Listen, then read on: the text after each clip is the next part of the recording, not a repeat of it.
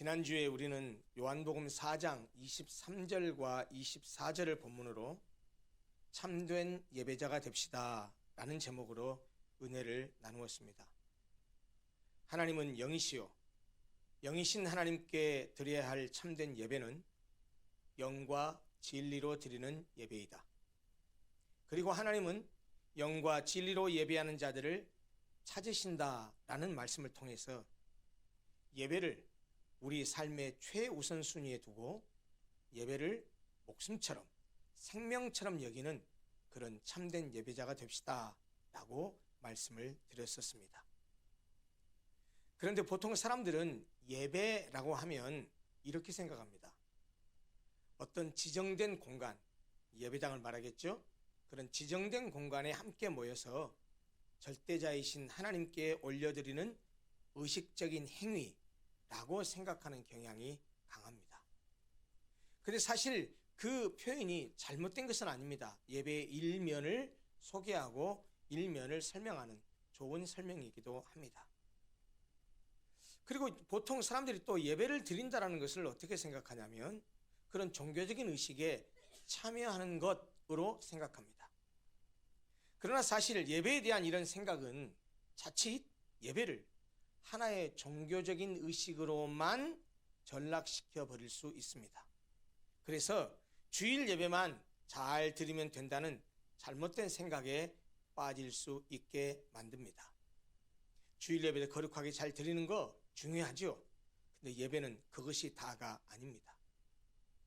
지금 우리처럼 이렇게 함께 모여서 드리는 예전적인 예배, 의식적인 예배만을 예배라고 생각하면 안 된다라는 말입니다.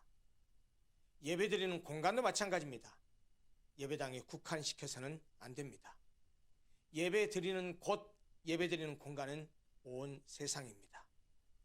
하나님은 온 땅에 충만하실 뿐 아니라 계시지 않은 곳이 없기 때문입니다. 그러므로 예배당뿐만 아니라 우리의 가정, 학교, 직장, 일터는 물론이고 운전하는 자동차 안, 출퇴근하는 지하철, 버스 안, 우리가 가끔 놀러 다니는 바다와 산과 들도 우리가 예배를 드려야 할 공간입니다. 우리가 어디에 있든지 우리는 예배자로 살아야 한다는 말입니다. 우리가 주일 예배를 드리기 전에 나는 예배자입니다 라는 찬양을 곧잘 많이 부릅니다. 거기 그 나는 예배자입니다 라는 그 찬양의 가사처럼 내가 어디에 있든지 내가 서 있는 곳이 어디든지 바로 그곳에서 예배하는 예배자가 되어야 한다는 말입니다. 사실 예배를 의식적인 행위로만 생각하면 예배를 폼나는 이벤트나 콘서트처럼 하려고 합니다. 그리고 그런 이벤트 같은 예배, 콘서트 같은 예배를 드릴 때 마음의 흡족함을 느끼기도 합니다. 그러나 여러분, 예배는 단순히 의식적인 행위가 아닙니다.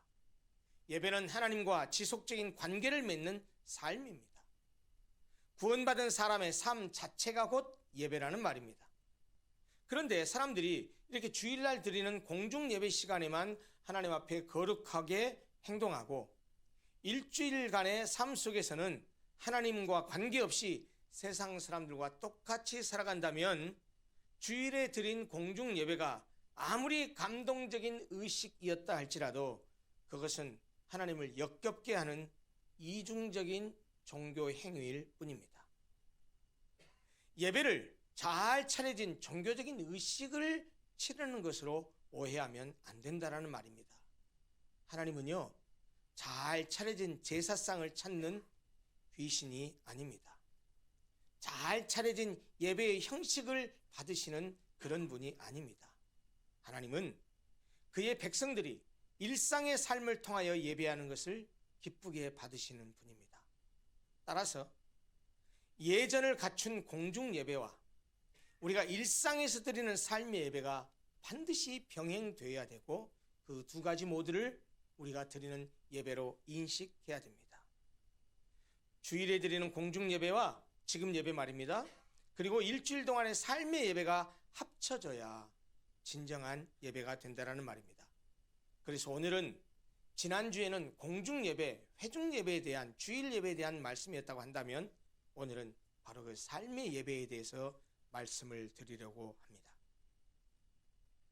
수십 년을 교회에 다닌 교인들 가운데에도 기독교를 믿는 것이 무엇인지, 예수를 믿는 것이 무엇인지, 신앙의 본질이 무엇인지를 물으면 그것을 흔쾌히 바로 즉답하는 사람이 많지 않습니다. 신앙의 본질이 무엇인지 모르고 예수를 믿는다라고 하는 것의 의미가 무엇인지를 모르고 그저 교회만 열심히 다니는 사람들이 적지 않습니다. 무조건 목사에게 맹종하고 열심히 교회를 잘 다니는 것이 신앙생활을 잘 하는 것이라고 생각하는 사람들이 적지 않습니다. 그러나 기독교를 믿는다는 것은, 나아가서 신앙생활을 한다라는 것은 단순히 일요일마다 교회에 가서 예배에 참여하는 것만을 의미하지 않습니다. 어떤 종교를 믿는다라는 말은 그 종교가 주장하는 진리가 자연과 우주와 인간과 인생에 대한 참된 진리임을 믿고 받아들여서 그 진리를 따라서 살겠다라는 것을 의미합니다. 그런 의미에서 어떤 종교를 갖는 것, 신앙을 갖는 것은 궁극적으로 그 종교가 가르치는 진리의 삶대로 자기의 일상의 삶에서 그대로 살아가는 것이라고 말할 수 있다는 법, 그런 의미입니다. 여러분, 우리가 신앙과 신앙생활이라는 말을 하는데요, 신앙생활이라는 것이 무엇입니까? 신앙생활은 아주 단순해요. 두 단어가 합쳐진 말이에요. 신앙과 생활이 합쳐진 말이에요. 우리나라의 복합명사는 대부분 앞에 있는 명사가 뒤에 있는 명사를 수식하는 그런 형태입니다. 신앙생활도 마찬가지예요. 신앙생활은 단순해요. 신앙으로 생활하는 것을 신앙생활이라고 말합니다. 생활, 삶의 방점이 있어요. 신앙생활의 방점은 살아가는 생활의 방점이 있어요. 그러므로 신앙생활을 잘하려면 신앙이 좋아야 됩니다. 좀 이따 말씀드리겠지만 신앙을, 좋은 신앙을 갖기 위해서 교회에 이모저모에 활동을 하는 것이죠. 예배를 드리는 것, 성경 공부를 하는 것, 기도에 참여하는 것, 이런 모든 것은 내 신앙을 강화하기 위한 것이에요. 그리고 그 신앙으로 살아가는 것이 신앙생활입니다. 그러므로 신앙을 제대로 갖지 못하면 신앙생활 제대로 못할 수밖에 없죠. 신앙은, 믿음은 내면에서 일어나는 것입니다. 속에 있는 것입니다. 보이지 않습니다. 그러나 신앙은 반드시, 믿음은 바깥으로 표출되게 돼 있어요. 바깥으로 표출되는 것이, 그것이 신앙으로 살아가는 생활이요, 신앙으로 살아가는 삶이라는 말입니다. 그래서 말이죠, 누구든지 기독교를 믿게 되면, 예수를 믿게 되면, 하나님을 믿게 되면 그의 삶이 달라지고 변화됩니다. 예수를 믿기 전에는 자기가 자기 삶의 주인이 되어서 자신이 원하는 대로 살았을지 모르지만 예수 그리스도의 복음을 진정으로 믿고 받아들이게 되면 주님이 명령하신 말씀을 따라서 살아가게 되어 있기 때문입니다. 그래서 살아가는 라이프 스타일이 달라진다는 거예요. 하나님의 말씀이, 예수 그리스도의 삶과 가르침이 우리의 인격과 삶 속에 침투해 들어와서 예수를 믿는 이의 인생 자체를 송두리째 뒤엎어 놓게 된다는 말입니다. 여러분, 그래서 믿음이 크든 작든, 예수를 믿은 지 오래되었든 얼마 되지 않았든 참으로 하나님을 믿는 믿음이 있으면 조금이라도 하나님의 말씀대로 순종하고 살아가려고 애씁니다. 사실은 그것이 신앙생활입니다. 신앙생활이란 예수님의 말씀을 따라서 살려고 몸부림치고 발버둥치는 것, 그것이 신앙생활입니다. 뭔가 달라지고 변하게 되죠. 그렇게 몸부림치고 발버둥치는데 그의 삶이 변하지 않겠습니까? 실제로 예수를 믿게 되면은요, 변화하게 되어 있어요. 말이 변하고 행동이 변합니다. 가치관이 변하고 인생관이 변합니다. 삶의 스타일이 변하고 삶의 목표가 변합니다. 그동안 중요하고 의미 있게 생각했던 것들이 달라집니다. 이것을 의미 있게 생각했는데 예수를 믿고 보니까 이것이 가치가 없다는 걸 깨닫고 저것에 가치를 두고 살게 됩니다. 죄를 죄로 여기지 않던 옛 생활과는 달리 죄를 멀리하고 죄를 미워하고 죄와 싸우는 삶을 살게 된다는 말입니다. 여러분, 우리가 역사를 이야기할 때 BC, AD라는 표현을 많이 합니다. BC가 뭐죠? Before Christ의 이니셜이에요. 그리스도 전의 시대를 얘기합니다. 예수님이 이 땅에 태어나기 전에 그 시기를 보통 기원전이라고 말하죠. AD도 마찬가지죠. BC는 영어의 이니셜, Before Christ의 이니셜인데요. AD는 라틴어의 이니셜입니다. AD는 After가 아닙니다. A가 After가 아니고요. Anno Domini의 머리 글자입니다. Anno Domini는 무슨 뜻이냐면 영어로 바꾸면 In the year of our Lord 그런 뜻이에요. 우리 구주의 시대 그런 뜻입니다. 도미니라는 말은 주님이라는 뜻이거든요. 에노 그러면 그 시대라는 뜻이고, 그래서 에노 도미니 그러면 주님의 시대라는 말이에요. 주님이 오신 이후의 시대라는 뜻입니다. 그래서 우리는 보통 역사를 BC와 AD로 나누어서 이야기를 합니다. 그런데 이것은 예수를 믿는 사람의 삶에도 적용됩니다. 예수를 믿기 이전의 BC의 삶과 예수를 믿은 후에 AD의 삶으로 명백히 달라집니다. 예수를 믿기 이전과 예수를 믿은 이후의 삶은 결코 같을 수가 없습니다. 믿음은 반드시 삶의 변화를 동반합니다. 이유가 뭔지 아세요? 예수를 믿는다는 것은 예수로 사는 것이기 때문입니다. 예수를 믿지 않을 때는 돈으로, 쾌락으로, 명예로 살았을지 모르지만 예수를 믿으면 그런 헛된 것으로 살지 않습니다. 예수를 믿지 않을 때는 이기적이고 자기중심적으로 살았을지 모르지만 예수를 믿으면 결코 그렇게 살지 않고 그렇게 살 수도 없습니다. 왜요? 믿음은 예수의 가르침대로, 예수의 말씀대로, 성경의 진리대로 살아가는 것이기 때문에 그렇습니다. 다시 강조하지만 예수를, 기독교를 믿는다는 것은 성경이 가르치는 진리를 자신의 삶의 라이프 스타일로 삼아서 그 말씀대로 살아간다는 것을 의미합니다. 세상의 가치나 기준이 아니라 예수 그리스도의 말씀을 삶의 기준과 목표로 삼고 그것에 따라서 자신의 삶을 이끌어가는 것을 의미합니다. 한마디로 믿음은 반드시 삶으로 연결됩니다. 그러므로 믿음은 곧 삶이요, 삶은 곧 믿음의 현장이라고 말할 수 있습니다. 그런 점에서 믿음은 여러분 교회에서 필요한 것이라기보다는 오히려 일상의 삶에서 더 필요한 것입니다. 세상 속에서 살아갈 때 무엇을 어떻게 해야 되는지 선택해야 될 때 바로 믿음이, 신앙이, 하나님의 말씀이 그 기준이 되는 것, 그것이 바로 믿음으로 사는 것이라는 말입니다. 오늘 우리가 읽은 본문 이 로마서 12장 1절과 2절이 그것을 너무나도 잘 말해주고 있습니다. 사도 바울이 보낸 서신서들은 공통점이 하나 있어요. 그건 뭐냐면 길든 짧든 앞에서는 교리적인 이야기를 합니다. 그리고 뒤에 후반부에 가면 교리적인 이야기를 토대로 해서 이렇게 진리를 우리가 믿고 있기 때문에, 이런 진리를 믿고 있기 때문에 우리는 이런 삶을 살아야 한다라고 얘기합니다. 다시 말하면 사도 바울의 모든 바울 서신 앞부분은 교리적인 설명이고 뒷부분은 실제적인 적용으로 이루어져 있습니다. 그런데 로마서는 그 기점이 어디냐? 로마서 12장입니다. 로마서 11장까지에서는 믿음으로 의롭다함을 얻는 소위 이신칭의 복음을 자세히 설명합니다. 우리가 어떻게 구원을 받는지, 어떻게 믿음으로 우리가 구원받아서 하나님의 자녀가 되는지를 설명합니다.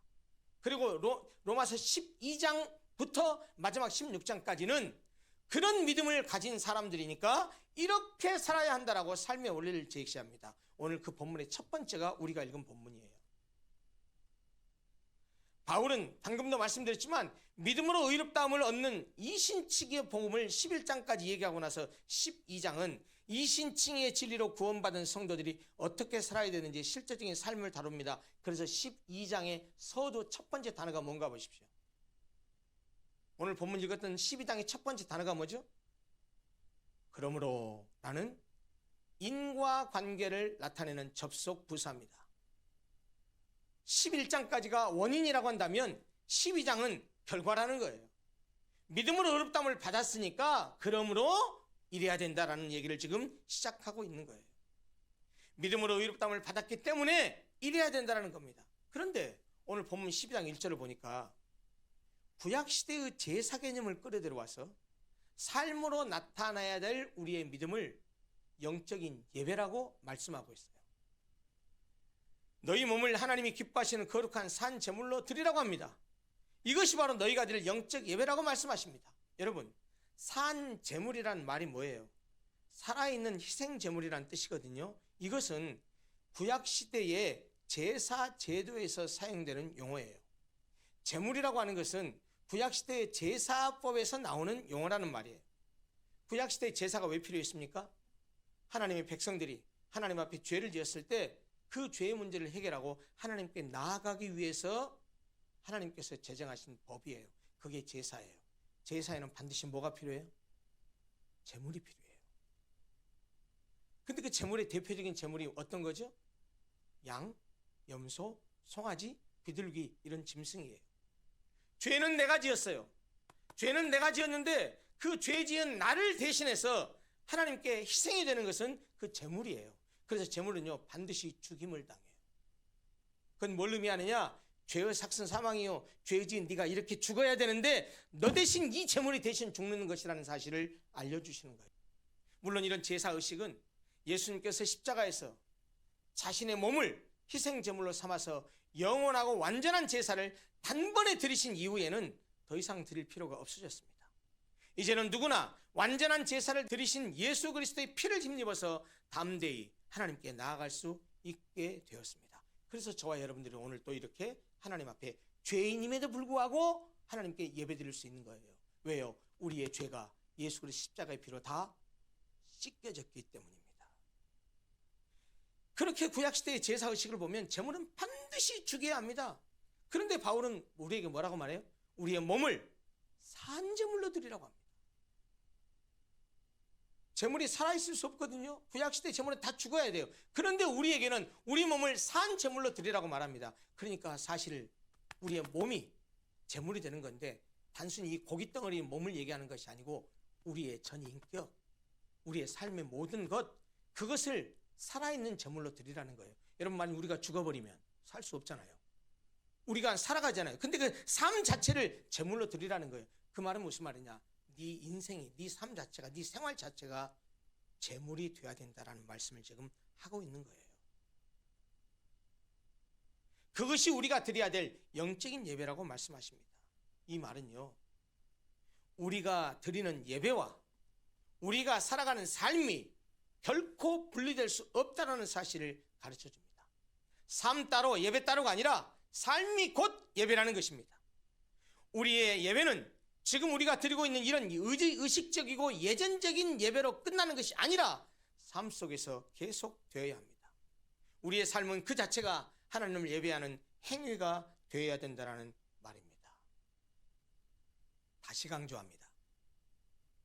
신앙이 무엇입니까? 믿는다라는 것이 무엇입니까? 우리가 예수를 믿는다라는 것은 무엇을 의미합니까? 신앙이란, 믿음이란 종교적인 활동에 참여하는 것으로 그치는 것이 아닙니다. 교회에 열심히 나오고 성경 많이 알고 기도 많이 하고 11조도 하고 헌금도 잘하고 봉사도 열심히 하는 것, 여러분, 그것이 신앙의 본질이 아닙니다. 그것이 기독교를 믿는 본질이 아닙니다. 아니, 목사님 무슨 말씀이세요? 그럼 교회 오지 말란 얘기예요? 헌금하지 말란 얘기예요? 성경 읽지 말란 얘기예요? 제가 그 얘기를 하는 게 아니에요. 그거 다 좋은 거예요. 신앙인들이 가지면 좋은 거예요. 그건 모두가 좋은 신앙의 일면들인 것은 사실이지만 제가 지금 강조하고자 하는 말은 그것 자체가 신앙의 본질은 아니라는 거예요. 신앙의 본질은 뭐냐? 예수를 믿는다라는 것, 기독교를 믿는다라는 것, 참된 의미가 뭐냐면 나의 일상의 삶을 내가 믿는 성경의 진리대로 살아가는 거예요. 하나님을 믿는 사람의 가장 기본적인 의무요 특권인 예배가 중요한데 일상의 삶을 그렇게 예배 드리는 것처럼, 예전적 예배를 드리는 것처럼 사는 것, 그게 예수 믿는다, 하나님을 믿는다, 기독교를 믿는다라는 의미라는 거예요. 여러분, 참된 믿음은 자신의 삶의 현장에서 그 믿음대로 살아가는 거예요. 그것이 바로 삶의 예배입니다. 삶의 예배를 잘 드리기 위해서는, 일상을 믿음으로 살아가기 위해서는 교회 생활을 잘 해야 된다는 말이에요. 예배를 소중히 여기고 모이기에 힘쓰고 말씀을 공부하고 기도하는 모임에 잘 참여해야 됩니다. 그래서 일상의 삶 속에서 믿음으로 살 수 있는 영적인 자양분을 공급받아야 합니다. 일상의 신앙생활을 잘하려면, 좋은 신앙생활을 하려면 좋은 신앙, 좋은 믿음이 필요하다니까요. 그 신앙생활의 동력이 바로 신앙이기 때문인데, 좋은 신앙을 가지려면 교회 생활 잘해야 돼요. 좋은 신앙을 가져야 좋은 신앙생활 할 수 있고, 바른 신앙을 가져야 바른 신앙생활을 할 수 있는 거예요. 신앙이 좋지 못하면 생활도 좋지 못하고, 신앙이 바르지 못하면 생활도 바르지 못하게 됩니다. 예수를 믿는 기독교인이 예배를 소중히 여기고 모이기에 힘써야 되는 이유가 뭐냐? 성경을 읽고 배우고 공부해야 되는 궁극적인 이유가 뭐냐? 바로 좋은 신앙생활, 바른 신앙생활을 하기 위함입니다. 삶의 예배다 라고 하는 것은 제가 목회를 한 그날부터 지금까지 계속해서 강조해서 여러분들에게 드리는 말씀입니다. 믿음은 삶입니다. 삶이 곧 믿음이고, 삶이 곧 예배입니다. 이 말은 예전적인 예배를 경시하는 말이 아닙니다. 예전적인 예배가 필요 없다라는 말을 의미하는 것이 아닙니다. 삶이 예배다라는 말은 지금 우리가 이렇게 예배당에 모여서 경건하게 예전적 예배를 드리는 것처럼 우리의 일상의 삶도 그렇게 살아야 한다는 것을 의미합니다. 예배당에서만 하나님을 섬길 것이 아니고, 교회에서만 예배를 드릴 것이 아니고, 일상에서, 일터에서, 삶의 모든 자리에서, 구체적으로 말씀드리면 1년 365일을 하루 24시간을 내내 하나님을 섬기며 살아가는 것, 그것이 삶의 예배를 드리는 것이라는 말입니다. 우리 그리스도인에게는 삶 자체가 예전적인 삶이 되어야 되고, 예배적인 삶이 되어야 되고, 삶의 모든 곳이 하나님께 예배하는 자리가 되어야 한다라는 말입니다. 그래서 오늘 본문 2절도 우리가 드릴 영적 예배에 대해서, 어떻게 해야 영적 예배를 드릴 수 있는지에 대해서 언급하고 있습니다. 2절 보십시오.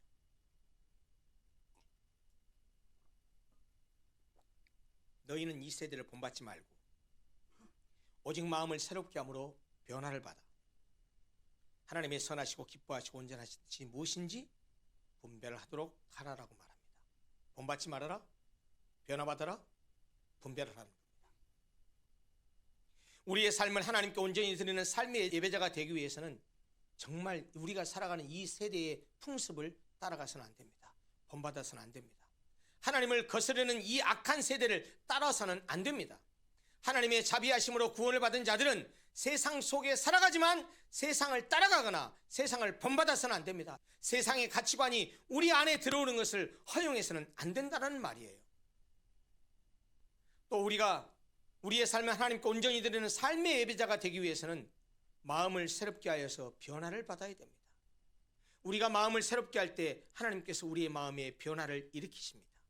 하나님께서 우리 안에 주신 새 마음, 성령이 기뻐하시는 뜻에 합당한 생각으로 우리의 오래된 옛 생각을 계속해서 새롭게 바꾸어 가야 한다는 말입니다. 우리 생각을 리셋하라는 말이에요. 우리의 생각을, 우리의 가치관을 리프로그래밍 하라는 말입니다. 하나님이 원하시는 방식의 생각과 하나님이 원하시는 그런 가치관으로 우리 자신의 마음을 날마다 바꾸어 가야 돼요. 여러분, 그래서 신앙생활은 늘 ing라는 거예요. 나아가서 우리의 삶을 하나님께 온전히 드리는 삶의 예배자가 되기 위해서는 하나님의 뜻이 무엇인지 분별해야 됩니다. 하나님의 뜻은 선하시고 기뻐하시고 온전하십니다. 그 뜻이 무엇인지 우리가 분별해야 됩니다. 우리가 직접 실행해서 사실임을 확인하고 입증해야 한다는 말입니다. 말씀을 정리하려고 합니다. 우리가 보았던 로마서 12장 1절과 2절은 하나님이 베푸신 자비와 은혜를 통해서 예수를 믿는 믿음으로 의롭다함을 받고 구원받은 하나님의 백성들이 하나님께 대해서 어떤 자세로 살아가야 하는지를 말해주고 있습니다. 한마디로 요약하면 너희 몸을 하나님이 기뻐하시는 거룩한 산 제물로 드리라고 하는 이 말씀은 우리의 전 인격으로 우리의 모든 삶을 하나님께 산 제물로 드려야 한다는 의미입니다. 그리고 그것이 우리가 드리는 영적인 예배라고 말합니다. 이를 위해서는 이 세대를 본받지 말고 마음을 새롭게 해서 변화를 받고 하나님의 뜻을 분별하라고 성경이 말씀합니다. 사랑하는 우리 모든 로고스교회 성도 여러분, 신앙생활 이퀄 교회 생활로 착각하지 마십시오. 신앙생활을 교회에 다니는 것으로 오해하지 마십시오. 주일날 예배당에 나와서 예배드리는 이 의식적이고 예전적인 예배만을 예배라고 생각하지 마십시오. 삶으로 드리는 예배가 우리에게 반드시 수반되어야 한다는 사실을 잊지 마십시오. 왜냐하면 믿음은 반드시 삶으로 나타나기 때문입니다. 구원받은 그리스도인은 삶의 열매로 자신의 믿음을 증명해야 합니다. 여러분, 예배는 예배당의 안에 국한되지 않습니다. 교회 밖에서도 예배하며 살아가야 됩니다. 따라서 명심하십시오. 오늘 설교 다른 거 다 잊어버려도 돼요. 이 명제만큼은 꼭 기억하고 계십시오. 그리스도인에게는 예배당 안에서의 예배가 있을 뿐만 아니라 예배당 밖에 예배가 있습니다. 그리스도인에게는 모여서 드리는 예배만 있는 것이 아니고 이 예배 후의 예배가 또 있다는 사실을 기억해야 됩니다. 믿음으로 교회에서 생활하듯이 직장에서도 믿음으로 생활해야 됩니다. 믿음으로 가정을 다스려야 됩니다. 학교 따로, 직장 따로, 가정 따로, 교회 따로 이렇게 카테고리를 나누지 마십시오. 교회 안에서는 성경을 말하지만 세상에 나가서는 세상의 가치관을 따라서는 안 됩니다. 우리에게는 하나의 카테고리밖에 없다니까요. 교회에서도 하나님 백성이고 세상에서도 하나님 백성이에요. 교회에서도 그리스도인이고 직장에서도 그리스도인이에요. 어디에 있든지 간에 하나님의 백성으로 그리스도인으로서 삶의 예배를 드리는 예배자로 살아야 합니다. 의식적인 예배, 이런 예전적인 예배뿐만 아니고 삶 자체를 예배를 여기고 살아가는 참된 삶의 예배자가 되시기를 바랍니다. 여러분들의 삶을 돌아보십시오. 내 삶의 현장에서 늘 하나님을 인정하고 신앙을 고백하며 세상 사람들과 어우러져 살아갈 때 믿음이 있는 사람답게 살아가는지를 한번 돌아보십시오. 그리고 올 한 해는 예전적인 예배, 모여서 드리는 주일 예배도 너무나 귀하고 소중한 것이지만 그와 더불어서 삶 속에서 내 사생활 가운데서 살아가는 내 일상의 삶이 예배구나라고 하는 사실을 기억하고 오늘 사도 바울이 우리에게 권면하는 것처럼 너희 몸을 하나님이 기뻐하시는 거룩한 산 제물로 드려라. 이것이 너희가 드릴 영적 예배니라. 너희는 이 세대를 본받지 말고 마음을 새롭게 하여 변화를 받아 하나님 아버지의 온전하시고 기뻐하신 뜻이 무엇인지 분별을 하도록 하라라고 하셨던 이 말씀을 기억하고 삶의 예배자로 살아가시는 우리 모든 로고스교회 성도들이 되시기를 간절히 소원합니다. 기도하겠습니다.